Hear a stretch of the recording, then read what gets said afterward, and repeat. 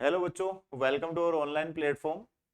बच्चों, myself engineer PP sir, your physics mentor. चलिए बच्चों, आज के लेक्चर में बात करते हैं अपन धारा का ऊष्मीय तथा रासायनिक प्रभाव क्या होता है। किस तरीके से अपन बात करते हैं कि धारा का तापीय प्रभाव होता है, ऊष्मीय प्रभाव होता है। चलिए बात करते हैं बच्चों वन बाय वन। सबसे पहले बच्चों बात कर रहे हैं अपन जूल ऊष्मा। जूल ऊष्मा क्या होती है और कैसे ये किसी भी विद्युत उपकरण में धारा प्रवाह के कारण उत्पन्न होती है। मान लो बच्चों कि कोई प्रतिरोध है जिसके सिरों पर आपने V विभवांतर आरोपित किया है। तो इस परिपथ में किसी समय t में Q आवेश को प्रवाहित करने के लिए जो कार्य है, ये कार्य किया जाएगा बच्चों W is equal to Q into V. जहां पर V हो गया उस प्रतिरोध के सिरों पर विभवांतर और Q हो गया बच्चों वो आवेश का प्रवाह। यहां पर देखिए इसको और क्या कह सकते हैं अपन, Q इज इक्वल टू अगर मैं बोल दूं I इंटू टी, अगर धारा के पदों में इसको बोल दूं तो आवेश हो गया बच्चों धारा इंटू समय, तो ये W इज इक्वल टू बन गया वी आई टी। या आप यहां पर I को ओम्स लॉ से कह सकते हो I is equal to V upon R, तो बच्चों ये बन गया आपका V square upon R into T. इतना जूल कार्य हो गया यहां पर। यह कार्य प्रतिरोध में तापीय ऊर्जा के रूप में परिणित होता है। बच्चों यह किया गया कार्य जो है ये तापीय ऊर्जा के रूप में यहां पर उत्पन्न होता है। इसको हम ऊष्मा बोलते हैं। इस W को हम रिप्रेजेंट कर सकते हैं यहां पर H पे, और H हो गई बच्चों यहां पर हीट ऊष्मा। तो देखिए बच्चों यहां पर ये जो उष्मीय ऊर्जा है, यहां पर जो किया गया कार्य जो उष्मीय ऊर्जा के रूप में खर्च हुआ है, इसके बारे में सबसे पहले बात की थी जूल। इसलिए इसको बोला जाता है जूल का उष्मीय प्रभाव। यहाँ पर बच्चों जो ऊर्जा है ये होती है आपकी जूल में। इसको एसआई पद्धति में मापा जाता है जूल में। अगर इसको हम कैलोरी में कन्वर्ट करते हैं तो आप रिलेशन देखिए यहाँ पर H इज इक्वल टू होता है W upon J. H is equal to होता है W अपॉन जे। W हमने बात करी यहाँ पर VIT। अगर बच्चों आप इसको कैलोरी में कन्वर्ट करते हो तो कैलोरी में कन्वर्ट करने के लिए आपको इसको 4.2 से विभाजित करना पड़ेगा। एक कैलोरी में होते हैं, एक कैलोरी बराबर 4.18, या आप इसको कह सकते हो 4.18, या बच्चों आप इसको बोल सकते हो 4.2 जूल। एक कैलोरी में होते हैं 4.2 जूल। तो ये हो गई V square T upon R joule. तो जूल को आप यहाँ पर कैलोरी में कन्वर्ट करोगे तो यहाँ पर ये नीचे आ जाएगा 4.2। तो आप इसको कह सकते हो H is equal to V I T upon 4.2। अब ये बच्चों ऊर्जा बन गई आपकी कैलोरी में। तो ये इसका एक जनरल कॉन्सेप्ट है। चलिए बच्चों आगे बात करते हैं यहां पर। अब देखिए जो मल्टीपल आपके जो क्वेश्चंस बनते हैं, एमसीक्यू जो बनते हैं, उनमें क्या ट्रिक्स होती है यहाँ पर। यदि आर व टी नियत है, अभी देखिए अपन ने पीछे जनरल फॉर्मूला पढ़ा, फॉर्मूला मैं यहाँ पर लिख देता हूं। हमने फॉर्मूला पढ़ा H is equal to I square R T, या आप इसको कह सकते हो H is equal to V square upon R into T. तो देखिए बच्चों फर्स्ट कंडीशन यहां पर अपन बात करें, यदि आर व टी नियत है, तो बच्चों आर व टी नियत है तो देखिए यहां पर H प्रोपोर्शनल होगा आई स्क्वायर। जो ऊष्मा है ये समानुपाती हो गई इसमें प्रवाहित धारा के, और यह आप बोल सकते हो भाई ये समानुपाती हो गई इसमें इसके सिरों पर उत्पन्न विभवांतर के। तो H का अगर आप I और V के साथ में ग्राफ बनाते हो तो देखिए बच्चों ये ग्राफ बन गया यहाँ पर, इसका पैराबोलिक टाइप में ग्राफ बन गया ये इंक्रीजिंग। दूसरा, यदि आई व टी को आप नियत करते हो श्रेणी क्रम में, अगर आपने आई और टी को बच्चों यहां पर नियत कर दिया, तो अब यहां पर आपका एच जो है ये समानुपाती हो जाएगा प्रतिरोध के। एच समानुपाती आर, जितना अधिक प्रतिरोध होगा ऊष्मा भी उसमें उतनी होगी। तो देखिए यहां पर ये ग्राफ बन गया आपका मूल बिंदु से होकर निकलने वाली सरल रेखा। तीसरी स्थिति बोल दी हमने, यदि V व T नियत है तो बच्चों V नियत होगा आपका समांतर क्रम में। इसका मतलब अब की बार आपने V को नियत कर दिया तो H व्युत्क्रमानुपाती हो जाएगा बच्चों किसके, लगाए गए प्रतिरोध के। तो व्युत्क्रमानुपाती हो गया मतलब R यदि बढ़ेगा तो यहां पर ऊष्मीय ऊर्जा का मान घटेगा। तो ये बन गया इसका ग्राफ, घटता हुआ ग्राफ बन गया यहाँ पर। एंड लास्ट कंडीशन देखिए, यदि वी आई व आर नियत हो, यदि वी आई व आर नियत हो, आई आर और वी तीनों नियत हो, तो बच्चों इस स्थिति में आपकी ऊष्मीय ऊर्जा समानुपाती हो जाएगी जितने समय के लिए यहाँ पर इसमें आवेश प्रवाहित किया जा रहा है उस पे। मतलब एच समानुपाती हो गया टी, तो यहाँ पर फिर से समय के साथ में ऊष्मीय ऊर्जा का जो ग्राफ है ये बन जाएगा सरल रेखी। तो ये कुछ ट्रिक्स हैं जो आपके एमसीक्यूज में काम में आती है न्यूमेरिकल्स में। चलिए बच्चों आगे बात करते हैं यहां पर। अब हम बात करते हैं विद्युत शक्ति क्या होती है, विभिन्न जो बल्बों का संयोजन है वो किस तरीके से अफेक्ट करता है, कब बल्ब जलते हैं, कब बल्ब बुझते हैं, कब बल्ब फ्यूज होते हैं। तो बच्चों सारी चीजें अपन यहाँ पर डिटेल में आज के लेक्चर में देखने वाले हैं। तो विद्युत शक्ति की बात करें तो बच्चों विद्युत शक्ति क्या हो गई, वह दर हो गई जिससे विद्युत ऊर्जा खर्च होती है। तो आप सिंपल लैंग्वेज में कह सकते हो कि भाई किसी भी विद्युत वाहक बल का जो स्रोत आपने संयोजित किया हुआ है उससे उस परिपथ में धारा प्रवाहित होने की जो दर है या वहां पर ऊर्जा खर्च करने की जो दर है या ऊर्जा प्रदान करने की जो दर है उसको आप बोलते हो बच्चों यहाँ पर शक्ति। तो P इज इक्वल टू हो गया बच्चों ये W अपॉन टी।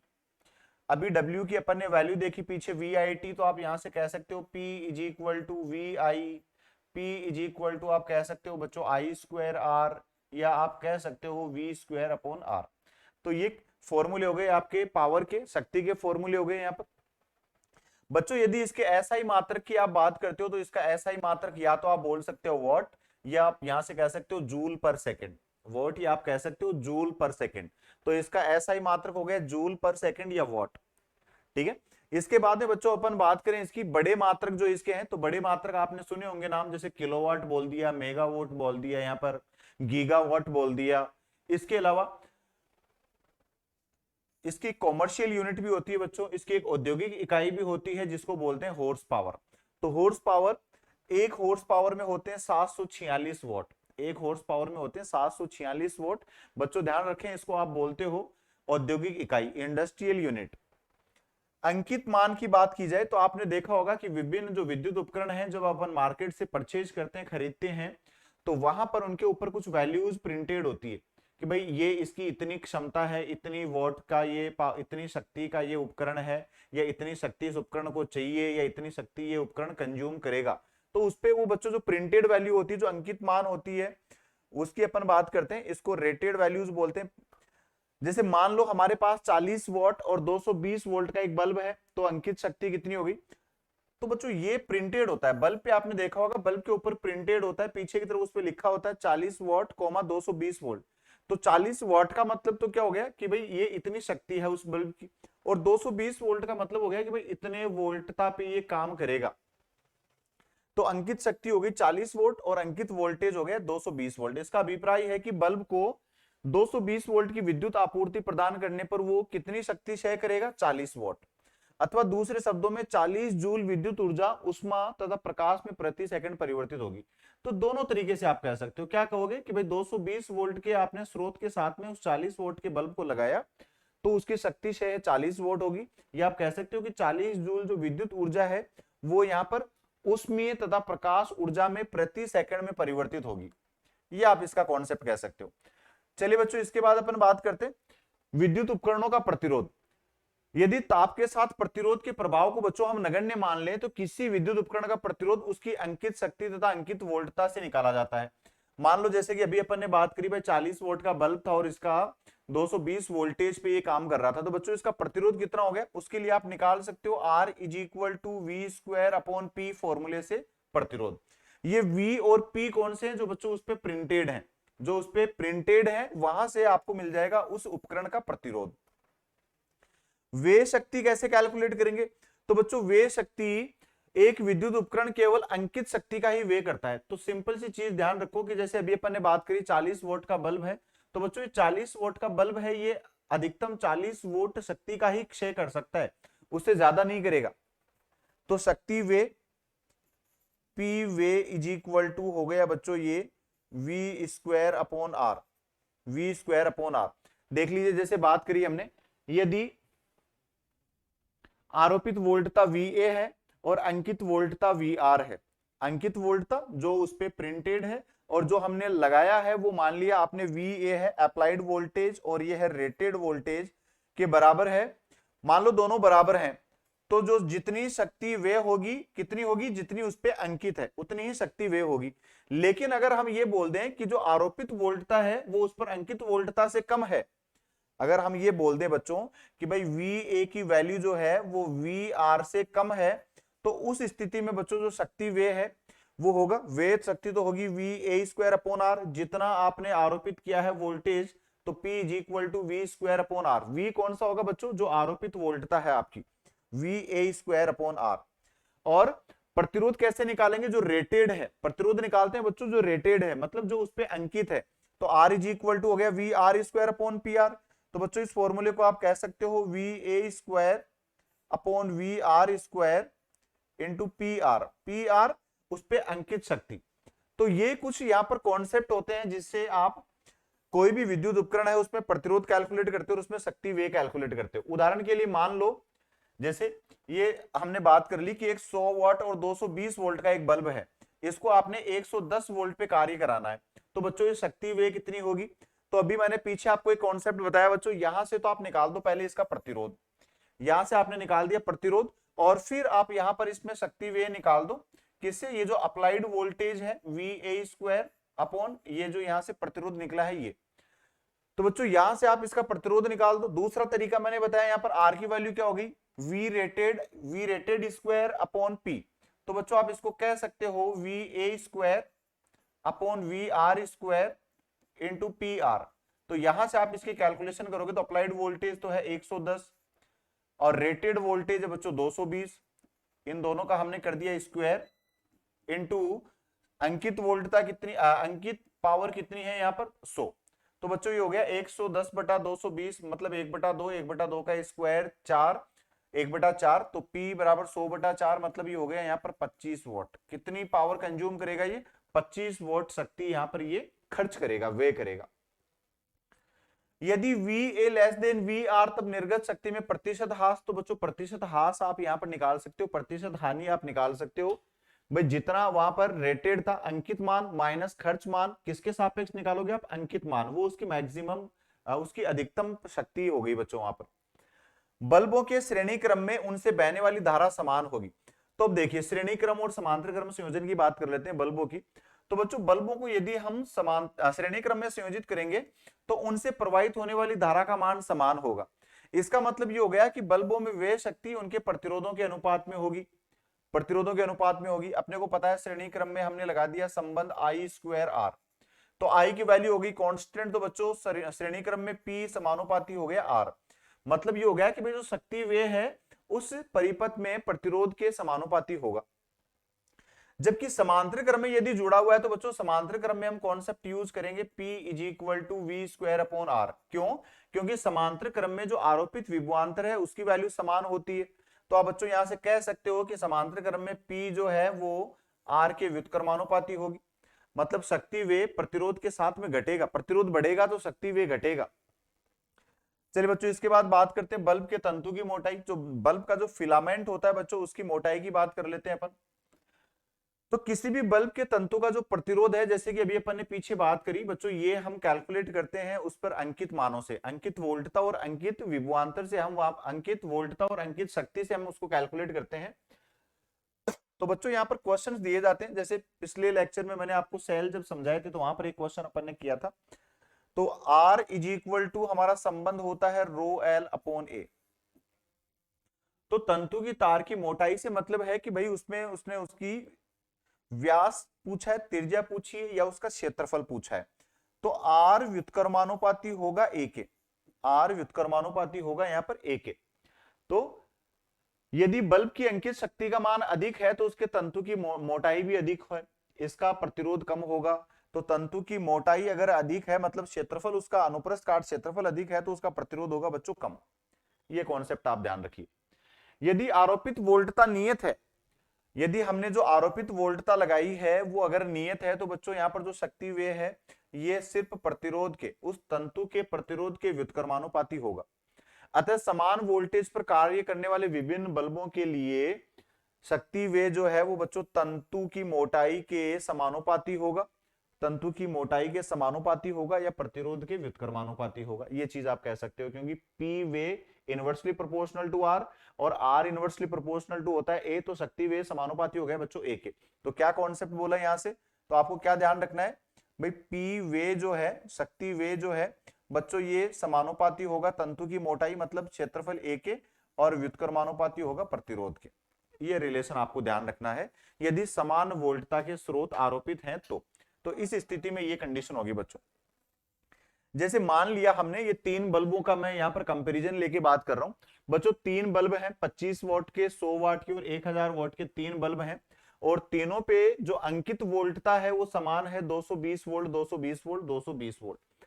तो देखिए यहाँ पर प्रतिरोध की हम बात करें तो अभी अपन ने पीछे बात करी थी कि भाई प्रतिरोध जो है अगर अंकित वोल्टता यहाँ पर समान है तो पी आर जो है R is equal to V square upon P, मतलब आर व्युत्क्रमानुपाती हो गया पी। तो जिसके लिए शक्ति अंकित शक्ति का मान ज्यादा होगा उसके लिए प्रतिरोध का मान कम होगा, या जिसके लिए अंकित शक्ति कम होगी उसका प्रतिरोध ज्यादा होगा। तो बच्चों प्रतिरोध ज्यादा हो गया 25 वॉट के लिए, फिर 100 वॉट के लिए और फिर 1000 वॉट के लिए। ये आपको ध्यान रखना है यहाँ पर, ये आप कैलकुलेट कर सकते हो। तंतु की मोटाई की बात करें तो बच्चों सिंपल सा कॉन्सेप्ट अभी अपन ने पीछे डिस्कस किया है कि जिसका प्रतिरोध अधिक होगा इसका मतलब उसकी तंतु की मोटाई कम है। तो तंतु की मोटाई के लिए हमने बोल दिया सबसे ज्यादा होगी 1000 वॉट वाले के लिए, तो 1000 वॉट वाले की सबसे ज्यादा, फिर 100 वॉट वाले की और सबसे कम होगी बच्चों 25 वॉट वाले की, क्योंकि इसका प्रतिरोध होता है अधिकतम। फिर अपन बात करते हैं चमक। तो चमक के लिए बच्चों क्या चीज ध्यान रखनी है, अगर श्रेणी क्रम में आपने इनको संयोजित किया है, श्रेणी क्रम में आपने इनको संयोजित किया है तो सिंपल सा कॉन्सेप्ट ये ध्यान रखो कि भाई जिसके वोल्टेज कम है, मतलब जिसपे अंकित शक्ति कम है उसमें चमक सबसे कम होगी समांतर क्रम में, सॉरी समांतर क्रम में। ये ऑर्डर बोला है बच्चों समांतर क्रम के लिए, समांतर क्रम। समांतर क्रम में जिसकी जितनी ज्यादा शक्ति अंकित होगी बच्चों उसकी चमक उतनी ही ज्यादा होगी। तो आपने घरों में देखा होगा अगर अपन 20 वॉट का और 100 वाट का बल्ब जलाते हैं हमारे घरों में तो वहां पर 100 वाट के बल्ब की रोशनी ज्यादा होती है, मतलब उसमें चमक ज्यादा होती है। तो उसका कॉन्सेप्ट क्या है, क्योंकि उसके लिए प्रतिरोध की वैल्यू होगी कम और उसमें चमक होगी ज्यादा समांतर क्रम में। श्रेणी क्रम में बच्चों इसका उल्टा होता है, अपोजिट होता है। लंबी दूरी पर शक्ति स्थानांतरण। तो बच्चों लंबी दूरी पर शक्ति स्थानांतरण का कॉन्सेप्ट यूज किया जाता है। आपने देखा होगा कि जो बड़ी वाली लाइनें होती हैं जिन पे मोटे तार लगे होते हैं, ये तार एक पावर स्टेशन से दूसरे पावर स्टेशन पे विद्युत की सप्लाई लेके जाते हैं। तो वहां पर बच्चों उनमें उच्च वोल्टता की धारा बहती है। उच्च वोल्टता की धारा क्यों बहती है, इन लंबी दूरी तक जो शक्ति का स्थानांतरण होता है इनमें हमने बात करी कि भाई उच्च वोल्टता की धारा बहती है बच्चों, उसका कारण क्या है, ताकि शक्ति वेग को मिनिमाइज किया जा सके। तो क्या कॉन्सेप्ट होता है इसका, यदि विद्युत शक्ति को आर प्रतिरोध की किसी विद्युत लाइन द्वारा, मान लिया कि भाई जो तार हैं जिनसे हम विद्युत शक्ति को एक स्टेशन से दूसरे स्टेशन पे भेज रहे हैं उन तारों का प्रतिरोध आर है, तो बच्चों शक्ति वेग कितनी होगी आई स्क्वायर आर। आई धारा को भेज रहे हैं अपन आर प्रतिरोध के तारों से, तो शक्ति वेग हो गया बच्चों आई स्क्वायर आर। यदि शक्ति P को वोल्टेज V पर स्थानांतरित किया जाता है तो P इज इक्वल टू हो गया VI। तो बच्चों यहां से आपने धारा की वैल्यू क्या बोल दी, P अपॉन V। तो अब जो शक्ति वे है तो बच्चों P वे, शक्ति वे यहां पर हो गया P square upon V square into R, P square upon V square into R। तो आप देख सकते हो यहां पर कि शक्ति वे जो है ये व्युत्क्रमानुपाती हो गया वोल्टता के स्क्वायर के। वोल्टता के स्क्वायर का मतलब कि अगर हमें शक्ति वेग को मिनिमाइज करना है, कम करना है, तो बच्चों हमें वोल्टता बढ़ानी होगी। तो हमेशा ध्यान रखिए कि जब भी लंबी दूरियों तक विद्युत का संचरण किया जाता है तो वहां पर वोल्टता रखी जाती है उच्च वोल्टता पर इनको संचरित किया जा सकता है ताकि पावर लॉस, वहां पर शक्ति वेग कम से कम हो। उदाहरण के लिए 22 किलोवोल्ट पर शक्ति वेग 220 वोल्ट पर शक्ति शेका 10⁻⁴ गुना होता है। यही कारण है कि लंबी दूरियों पर शक्ति स्थानांतरण उच्च वोल्टता पर किया जाता है। तो कॉन्सेप्ट बड़ा सिंपल है, सिर्फ आपको यहाँ पर की पॉइंट क्या ध्यान रखना है कि शक्ति वे जो है वो वोल्टता के वर्ग के व्युत्क्रमानुपाती होता है, इसलिए उच्च वोल्टता पर शक्ति हम यहाँ पर संचरित करेंगे तो वे कम होगा। हीटर द्वारा पानी उबालने में लगा समय, हीटर द्वारा पानी उबालने में लगा समय, देखिए बच्चों यहाँ पर विशिष्ट ऊष्मा का कॉन्सेप्ट आ गया, कैलोरीमेट्री का कॉन्सेप्ट यहाँ पर आ गया। तो यहाँ पर बच्चों किसी m द्रव्यमान को किसी विशिष्ट ऊष्मा S वाले किसी पदार्थ का ताप डेल थीटा बढ़ाने के लिए जो आवश्यक ऊष्मा होती है वो जो होती है H is equal to MS del theta. m हो गया वहां पर द्रव्यमान, S हो गई विशिष्ट ऊष्मा और डेल थीटा हो गया तापमान में परिवर्तन या तापमान में वृद्धि, जो भी आप बोलना चाहो। अगर हम हीटर की बात करते हैं तो बच्चों हीटर द्वारा उत्पन्न ऊष्मा कितनी होगी, पानी का ताप डेल थीटा बढ़ाने के लिए आवश्यक ऊष्मा। तो सिंपल सा कॉन्सेप्ट ध्यान रखो, यहाँ पर हीटर द्वारा उत्पन्न ऊष्मा यदि हम बोलते हैं VIT तो ये बराबर होगी इस उष्मा के जो है M S del theta, M S del theta. तो यहां से आप बच्चों इसकी कैलकुलेशन कर सकते हो। जैसा कि यहां पर देखो फॉर्मूला दिया है P इंटू टी, तो आप वी आई की जगह P भी बोल सकते हो। अब आपसे कोई भी चीज यहां से कैलकुलेट करवा ली तो आप इजीली कैलकुलेट कर सकते हो। अगर आपको पूछ ले कि लगा समय निकालो, तो देखिए समय निकालने के लिए आप यहां से यूज कर सकते हो या तो concept M S del theta T is equal to M S del theta upon V I, और या आप वी आई की जगह बच्चों यूज कर सकते हो पावर, शक्ति यूज कर सकते हो P। और ये यहां से जो बच्चों समय निकलेगा ये निकलेगा आपका किसमें, समय निकलेगा बच्चों ये आपका सेकंड में यहां पर। अच्छा दूसरी चीज एक और, ये जो विशिष्ट उष्मा है, विशिष्ट उष्मा है ये आपकी कैलोरी पर केजी डिग्री सेल्सियस में हो सकती है, ये आपकी जूल पर केजी डिग्री सेल्सियस में हो सकती है, जूल पर केजी केल्विन में हो सकती है। तो आपको यूनिट्स का यहां पर विशेष ध्यान रखना है बच्चों। यदि पानी की मात्रा आपने एन लीटर ली है तो बच्चों एन लीटर के लिए क्या बोलोगे आप, देखिए यहां पर एक जनरल कॉन्सेप्ट इसने बोल दिया है, यहां पर ये इसको जूल में न लेके कैलोरी में कन्वर्ट कर दिया, तो समय बोल दिया इन्होंने 4180 एम डेल थीटा, 4180। पानी की बात हो रही है तो बच्चों पानी के लिए विशिष्ट उष्मा 10⁻³ कैलोरी पर केजी डिग्री सेल्सियस, या इसको आप बोल सकते हो 1 कैलोरी पर ग्राम डिग्री सेल्सियस। तो देखिए बच्चों यहां पर इसके लिए इन्होंने बोल दिया 10⁻³ 4.18 होता है, 4.18 को 1000 से मल्टीप्लाई किया तो 4180 आ गया, या 4.2 लिया इसको 1000 से गुणा किया तो 4200 आ गया। तो बच्चों आप बोल सकते हो यहाँ पर 4200, तो ये तो एस की वैल्यू रख दी। अब क्या बच गया M del theta upon P. यहां से भी आप बच्चों इसको कैलकुलेट कर सकते हो। अगर एन लीटर को, ये तो देखिए 1 लीटर पानी को यहां पर उबालने में लिया गया समय है, यदि एन लीटर है तो हम इसको एन से मल्टीप्लाई कर देंगे तो इतना टाइम लग जाएगा। तो कॉन्सेप्ट क्या ध्यान रखना है सिर्फ कि हीटर द्वारा खर्च की गई ऊर्जा पानी को उबालने में या पानी का तापमान डेल थीटा बढ़ाने के लिए आवश्यक उष्मा के बराबर कर दो, मतलब वी आई टी का मान बराबर कर दो बच्चों एम एस डेल थीटा के। बस सिंपल कॉन्सेप्ट ध्यान रखना है, ये कॉन्सेप्ट आपको ध्यान रखना है। हीटर द्वारा उत्पन्न उष्मा पानी का ताप डेल थीटा बढ़ाने के लिए आवश्यक उष्मा, मतलब ये। तो ये रिलेशन ध्यान रखना है बच्चों सिर्फ और सिर्फ आपको। चलिए बच्चों विद्युत खपत की बात करते हैं। विद्युत खपत इलेक्ट्रिसिटी कंजम्पशन कैसे होती है, तो बच्चों विद्युत खपत का जो मूल्य है ये विद्युत ऊर्जा पर आधारित होता है। तो आपने देखा होगा आपके घरों में जो बिजली बिल आता है, जो इलेक्ट्रिसिटी का बिल आता है, वो आपका विद्युत खपत को दर्शाता है। तो विद्युत खपत शक्ति के आधार पर नहीं होती बच्चों, ये होती है ऊर्जा की कितनी ऊर्जा खर्च की गई है। तो जूल ऊर्जा का एक बहुत छोटा मात्रक है, अतः व्यवहार में एक बड़ा मात्रक लिया जाता है बच्चों, जिसको बोलते हो आप किलोवाट घंटा, KWH। KWH। तो हमारे घरों में जो बिजली के बिल जनरेट होते हैं वो बच्चों होते हैं KWH पर आधारित। 1 किलोवाट घंटा जो ऊर्जा है वो बराबर होती है 1 यूनिट के, 1 यूनिट।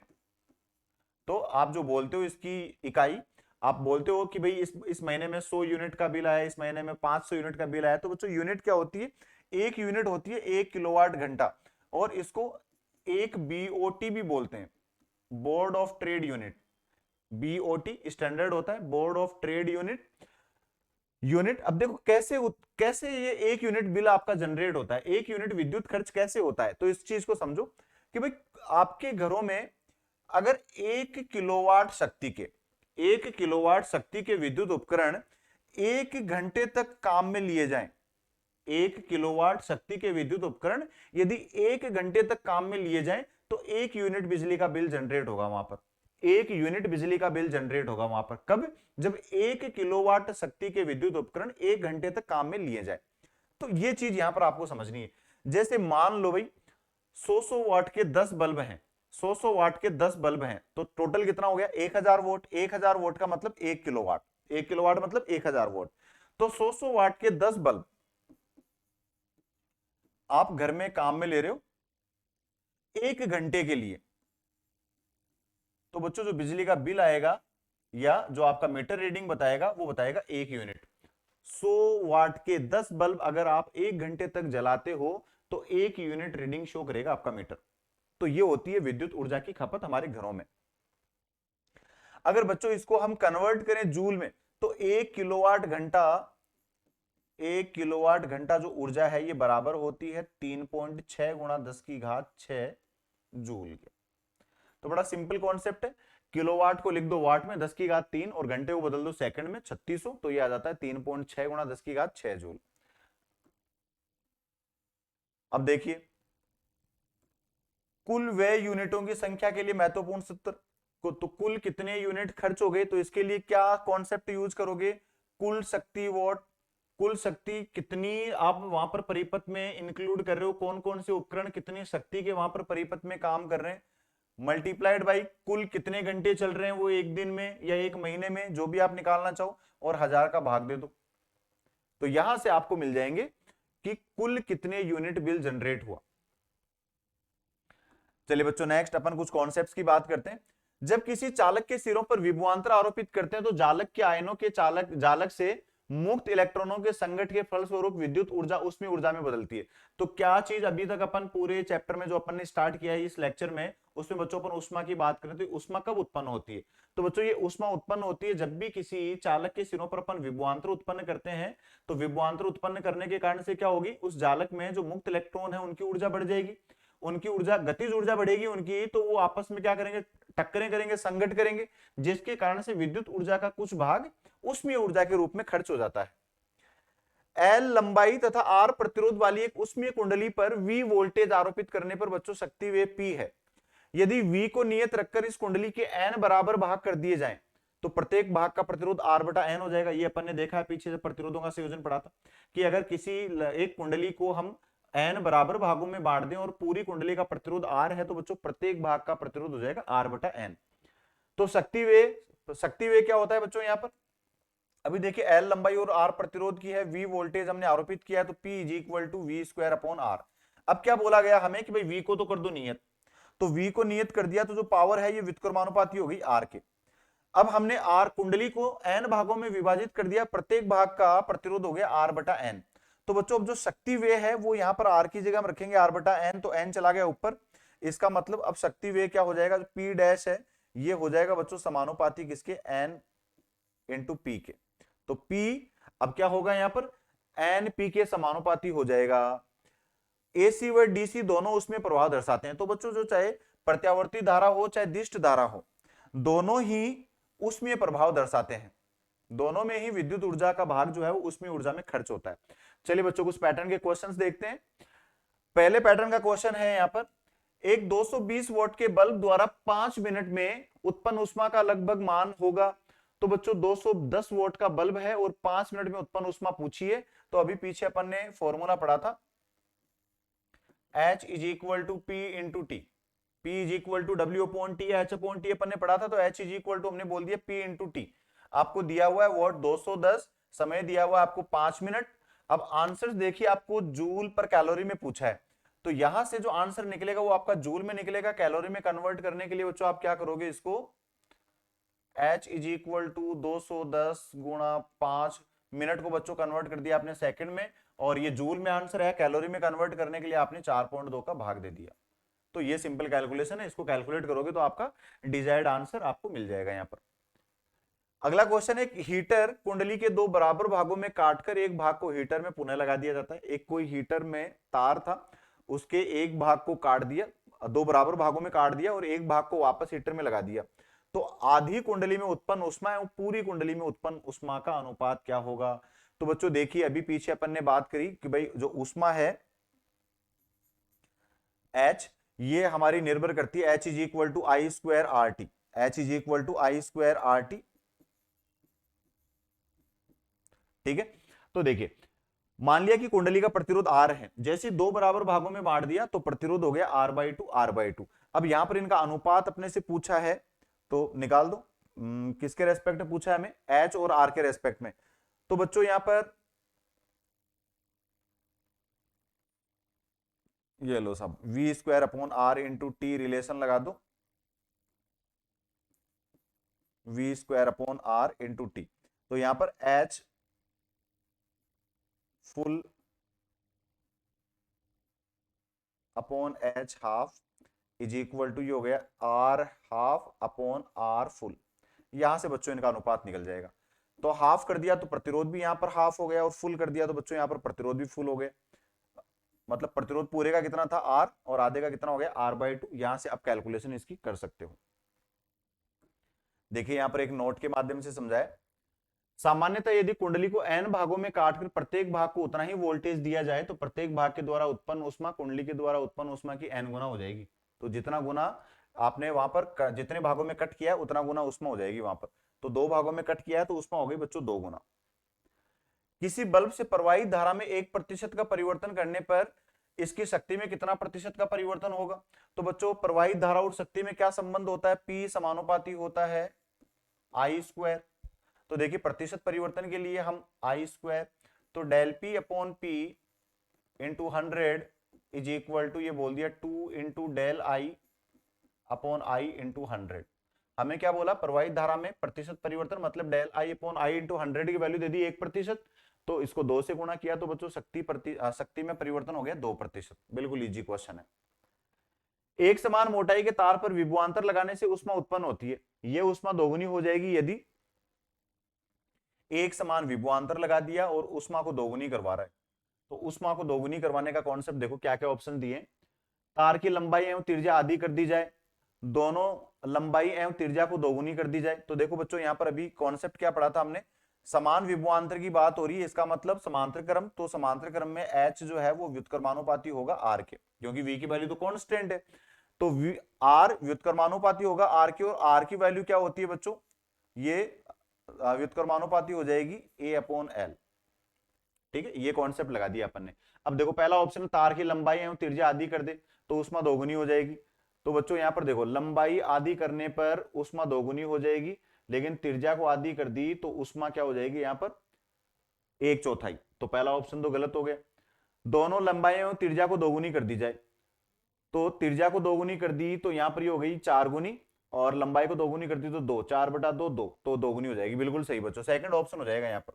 सेकंड ऑप्शन करेक्ट हो जाएगा बच्चों यहाँ पर, क्योंकि त्रिज्या मतलब यहाँ पर ए क्या हो गया यहाँ पर? पाई आर स्क्वायर।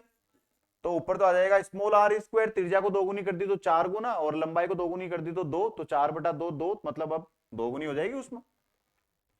ऐसे अगला क्वेश्चन है, 6 ओम प्रतिरोध वाला एक विद्युत हीटर 120 वोल्ट की लाइन पर 10 मिनट तक चलाया जाता है, तो इस समय में उत्पन्न ऊष्मा। तो ये लो साहब 6 ओम का प्रतिरोध है, इतने वोल्ट की लाइन पे हमने उसको चलाया, तो H is equal to V square upon R into T. Calculate कर लो इजीली, सीधा फॉर्मूला लगाना है, V की वैल्यू रखो, R आपको दिया हुआ है 6 ओम, टाइम आपको दिया है 10 मिनट, इसको कन्वर्ट कर लो आप सेकंड में, तो 600 सेकंड हो गए, और कैलकुलेशन हो जाएगी बच्चों यहाँ पर। तो ये थे बच्चों कुछ क्वेश्चंस जो जूल इफेक्ट पर आधारित थे। चलिए बच्चों बात करते हैं श्रेणी और समांतर क्रम की कुछ मानक स्थितियां, कुछ स्टैंडर्ड रिलेशंस अपन देखते हैं। तो पहले मानक स्थिति की बात करते हैं। यदि n एक समान बल्बों को पहले श्रेणी क्रम में जोड़ा जाता है और फिर समांतर क्रम में जोड़ा जाता है, तो बच्चों श्रेणी क्रम में जोड़ने पर तो क्या हो गया यहाँ पर? PS जो परिणामी है, मान लिया कि जो जितने भी बल्ब जोड़े गए हैं प्रत्येक की शक्ति समान, और ऐसे n बल्ब जोड़े गए हैं, तो PS इज इक्वल टू हो गया P अपॉन n, और समांतर क्रम में जोड़ दिया तो समांतर क्रम में हो जाएगा ये n into P. P is equal to हो गया n इंटू पी। तो समांतर क्रम में तो P अपॉन n, और श्रेणी क्रम में n इंटू पी। ये हो गया बच्चों यहाँ पर शक्ति। एक बल्ब को उसके अंकित मान से अधिक वोल्टेज पर जलाने के लिए इसके साथ श्रेणी क्रम में उचित मान का प्रतिरोध लगाना चाहिए।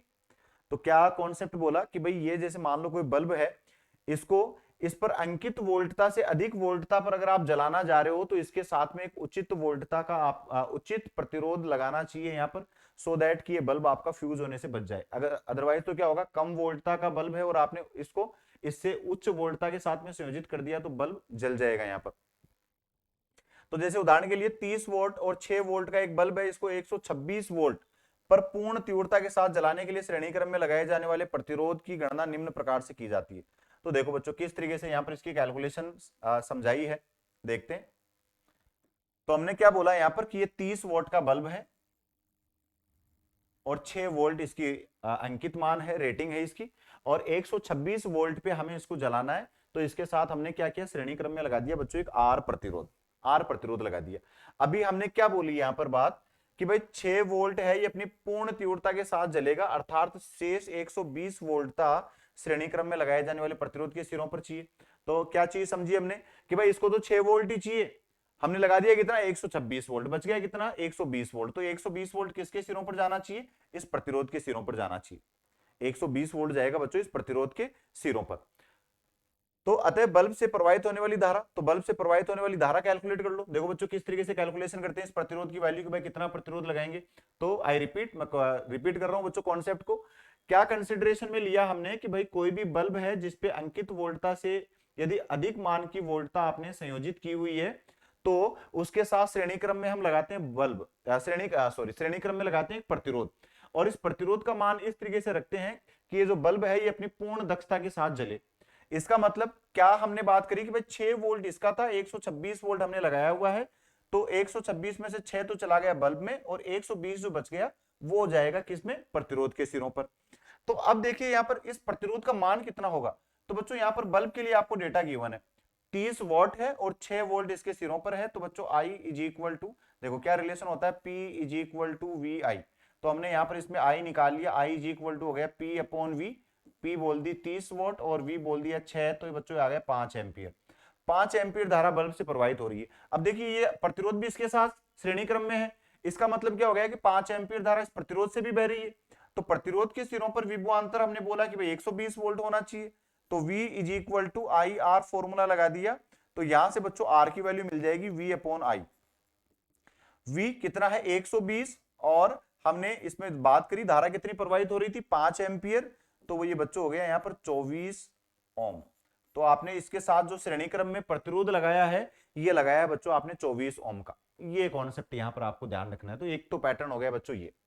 इस प्रकार के प्रश्नों को हल करने के लिए शॉर्ट ट्रिक, तो शॉर्ट ट्रिक क्या है बच्चों, श्रेणी क्रम में कौन सा प्रतिरोध लगाएंगे, तो इसके लिए क्या कॉन्सेप्ट बात करोगे आप कि भाई जो प्रतिरोध लगाया है ये V applied minus V rated upon rated power into rated voltage. तो कैसे निकालते हैं बच्चों, आरोपित वोल्टता माइनस अंकित वोल्टता डिवाइडेड बाय अंकित शक्ति इंटू अंकित वोल्टता, ये आप डायरेक्टली यूज कर सकते हो। नहीं तो ये वाला कॉन्सेप्ट बिल्कुल इजी है कि बल्ब की जो रेटिंग बोली है उसको घटा दो, किसमें से कुल जितना आरोपित किया है जो बच गया उतनी वोल्टता चली जाएगी श्रेणी क्रम में जुड़े प्रतिरोध के सिरों पर। बल्ब में जो शक्ति और वोल्टता दी हुई है वहां से बल्ब में प्रवाहित होने वाली धारा निकाल दो, और उसी धारा से यूज करके और V equal to I R से निकाल दो बच्चों प्रतिरोध। ये यहाँ पर ट्रिक होती है इसकी। चलिए बच्चों नेक्स्ट अपन देखते हैं। एक विद्युत केतली में दो कुंडलियां हैं। जब एक कुंडली का स्विच चालू करते हैं तो T1 समय में पानी उबलता है, और दूसरी कुंडली का स्विच करते हैं तो उतना ही पानी उबलने में T2 समय लगता है। तो देखिए बच्चों इस स्थिति में क्या हो गया, दो केतलियां हैं, दोनों में पानी उबाला जा रहा है। एक केतली में T1 समय में उतना ही पानी उबलता है, दूसरी केतली में T2 समय में उतना ही पानी उबलता है। तो मान लिया यदि ये श्रेणी क्रम में जुड़ी है, तो श्रेणी क्रम में जुड़ी है तब तो बच्चों इनकी जो शक्ति है ये हो जाएगी 1/P1 प्लस 1/P2, इससे निकल जाएगी। और 1/PS से देखिए HS अपॉन TS, ये टोटल सीरीज कॉम्बिनेशन में रिजल्टेंट, और ये हो गया यहाँ पर H1/T1 प्लस 1/S2/T2। क्योंकि श्रेणी क्रम की जब अपन बात करते हैं यहाँ पर, तो H इज इक्वल टू हो गया बच्चों ये I square RT, H is equal to I square RT। P की बात करी तो देखो यहाँ पर ये H इज इक्वल टू हम इसको बोल देंगे P इंटू T, तो P इज इक्वल टू हो गया आपका H अपॉन T। तो अब इसी कॉन्सेप्ट को यूज करके PS S मतलब तो ये तो संयोजन का तुल्यांक हो गया, तो इसको तो बोल दिया HS अपॉन TS बराबर ही हो गया 1/H1/T1 प्लस 1/S2/T2। तो अगर हम बात करें यहाँ पर कि भाई तीनों स्थितियों में जो ऊष्मा है उसकी वैल्यू समान हो, तो बच्चों टाइम लग जाएगा यहाँ पर T1 प्लस T2, टाइम लग जाएगा यहाँ पर T1 प्लस T2। इस संबंध से आप निकाल सकते हो।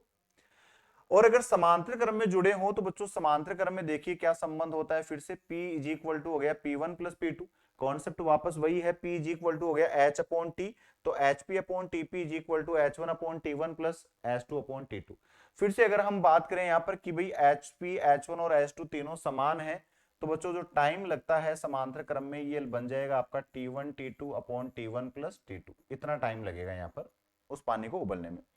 अतः कुंडली के श्रेणी क्रम संयोजन द्वारा उतने ही पानी को उबालने में कितना समय लगेगा T1 प्लस T2, और समांतर क्रम संयोजन में लगेगा T1 T2 upon T1 plus T2।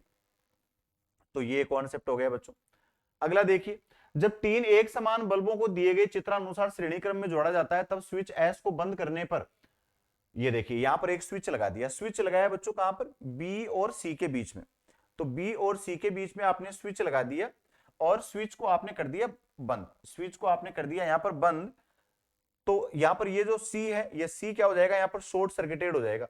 तो सी जैसे ही यहां पर शॉर्ट सर्किटेड हो गया, ये कनेक्ट कर दिया इसको, तो ये शॉर्ट सर्किट हो गया, लघुपथ बन गया यहां पर, लघुपतित हो गया। इसका मतलब अब जो ए और बी है, इनसे प्रवाहित होने वाली धारा बढ़ गई, जिससे इनकी चमक बढ़ जाएगी, इन दोनों की चमक क्या होगी, यहां पर बढ़ जाएगी, चमक बढ़ेगी यहां पर। कारण क्या है, ए व बी पर वोल्टेज बढ़ जाएगा, तो ए और बी पर अब वोल्टेज बढ़ गए, जिसके कारण से चमक बढ़ गई। दूसरा कॉन्सेप्ट देखो, यदि ए बी सी मिश्रित संयोजन में जुड़े हैं, तो बल्ब बी व सी के फ्यूज होने पर, मान लिया या तो बी फ्यूज हो गया या सी फ्यूज हो गया, तो बल्ब ए की तीव्रता घट जाएगी।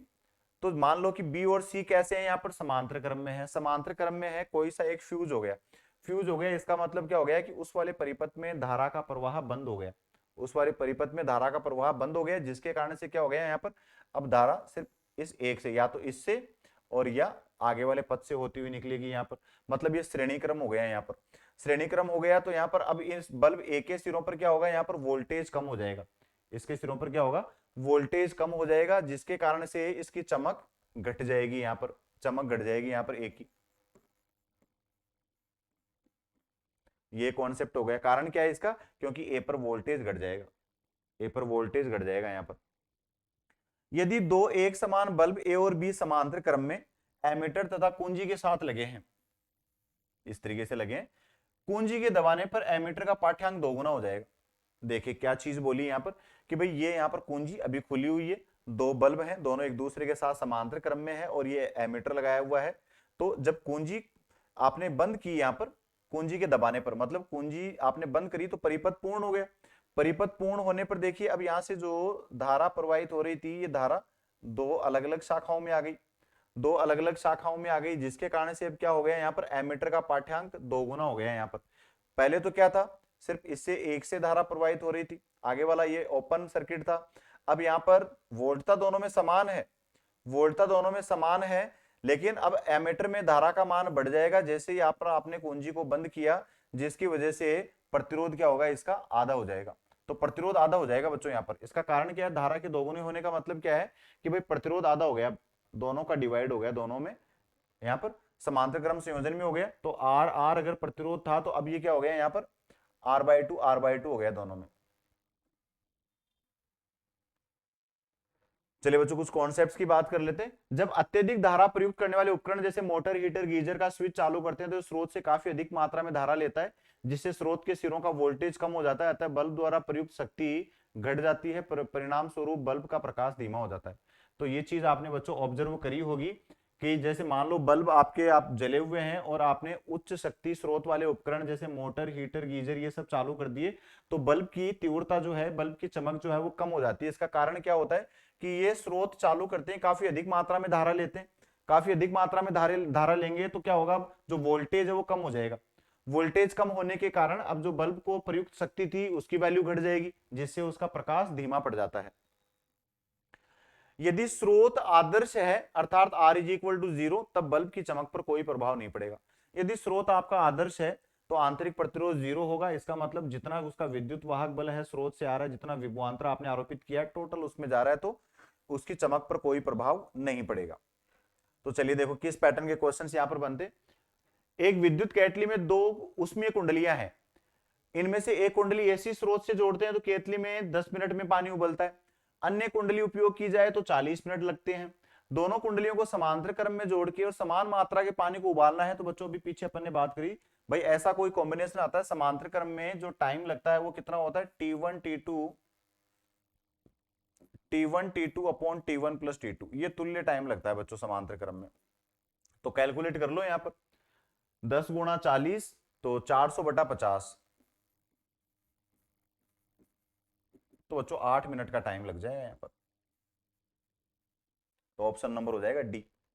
समांतर क्रम में T1 T2 upon T1 plus T2 लगता है बच्चों समय। अगर श्रेणी क्रम बोलता तो T1 प्लस T2 आप यूज करते। अगला देखिए, 30 वोल्ट 90 वोल्ट के एक बल्ब को 120 वोल्ट की लाइन से जोड़ना है, तो बल्ब के श्रेणी क्रम में कितने ओम का प्रतिरोध लगाना चाहिए। तो अभी मैंने आपको पीछे एक शॉर्ट ट्रिक बताई थी, अगर वो फॉर्मूला आपको याद है तो ठीक है, अदरवाइज तो आप डायरेक्टली क्या देख सकते हो, 30 वोल्ट है, 30 वोल्ट में आपने लगाया 120 वोल्ट, तो 120 वोल्ट ये लगाया तो 30 वोल्ट तो यहां गया, बच गया कितना 90 वोल्ट, 90 वोल्ट बच गया बच्चों यहां पर। तो यहां से धारा निकालिए तो I is equal to V upon R, I is equal to P upon V, P upon V तो ये आ गई बच्चों धारा 3 एम्पियर। अब यहां पर आपने आर की वैल्यू निकालनी तो R is equal to V upon I, तो 90 बटा 3 30, 30 ओम, तो बच्चों 30 ओम ये निकल जाएगा, यहां से सीधा कैलकुलेशन कर दिया आपने इसकी। चलिए बच्चों एक और पैटर्न का क्वेश्चन देखते हैं। चित्र में दिए दिखाए अनुसार परिपथ में 5 ओम प्रतिरोध में 10 कैलोरी प्रति सेकंड की दर से ऊष्मा उत्पन्न होती है। क्या बोल दिया हमें कि भाई 5 ओम प्रतिरोध है, ये 5 ओम प्रतिरोध है, इसमें 10 कैलोरी प्रति सेकंड की दर से ऊष्मा उत्पन्न होती है। तब 4 ओम प्रतिरोध में उत्पन्न ऊष्मा किस दर से ऊष्मा उत्पन्न होगी, तो 10 कैलोरी प्रति सेकंड, मतलब ये बच्चों दे दिया आपको H upon T, H upon T मतलब P दे दिया है इसके सिरों पे, ठीक है, ये 10 कैलोरी प्रति सेकंड यहाँ पर T दे दिया। अब आपको बोल दिया कि भाई 4 ओम में कितनी होगी, तो सिंपल सा कॉन्सेप्ट देखिए, यहाँ पर दो लाइनें हो गई, यहाँ पर एक में इसमें मान लो धारा जा रही है I1, अगर कुल धारा मैं बोलूं I आ रही थी तो इसमें I1 और दूसरी वाली शाखा में जा रही है बच्चों धारा I2, ठीक है, दोनों ये लाइनें हो गई समांतर क्रम में। तो देखिए धाराओं का अनुपात, धाराओं का अनुपात क्या होता है यहाँ पर, तो इसमें जो धारा है ये तो बच्चों निर्भर करती है विपरीत प्रतिरोध पर, और इस वाली इस पर निर्भर करेगी। तो देखो I1 upon I2 is equal to हो गया, इसमें तो कितना है 10 और इसमें कितना है 5, तो 10 बटा 5 मतलब 2 बटा 1, ये हो गया यहाँ पर धाराओं का अनुपात। अब H is equal to I square R T लगा दो concept, H is equal to I square R T, तो H1 अपॉन H2 कितना हो जाएगा बच्चों, I1 अपॉन I2 का स्क्वायर और इंटू R1 अपॉन R2। तो यहां से आप इजीली कैलकुलेट कर सकते हो, क्या रिलेशन बताया मैंने कि H1 upon H2 is equal to I square R है तो I1 square upon I2 square into R1 upon R2, ये रिलेशन देख लो। तो धारा दोनों में H1 आपको पहले वाले में कितनी बोल दी 10 कैलोरी प्रति सेकंड बोली है, तो अगर आप इसको I1 बोलते हो तो ये हो गई 10 कैलोरी, दूसरे वाले में H2 I1, इसमें धारा I1 अपॉन I2 अभी अपन ने निकाली 2 बटा 1, तो ये हो गया यहाँ पर 4 बटा 1 गुणा R1 प्रतिरोध कितना है 5 और R2 कितना है यहाँ पर, R2 प्रतिरोध हमने लिया है 4, तो 4 से 4 कैंसिल, H2 की वैल्यू हो गई 10 बटा 5 मतलब 2, तो 2 कैलोरी पर सेकंड, तो बच्चों सेकंड ऑप्शन हो जाएगा। तो ये इस तरीके के कुछ क्वेश्चंस बनते हैं बच्चों आपके उसमें प्रभाव पे। तो ये बच्चों आपका चैप्टर कंप्लीट हो गया, इसमें उसमें प्रभाव बचा हुआ था जिसपे अपन ने देख लिया किस पैटर्न के क्वेश्चंस बनते हैं और किस पैटर्न के क्वेश्चंस पूछे जाते हैं और क्या यहाँ पर की कॉन्सेप्ट्स होते हैं। तो बच्चों नेक्स्ट वीडियो में अपन बात करेंगे हमारे नए टॉपिक के साथ में। So that's it for today, thank you बच्चों for watching the video. Next video मिलेंगे नए टॉपिक के साथ में, थैंक यू बच्चों।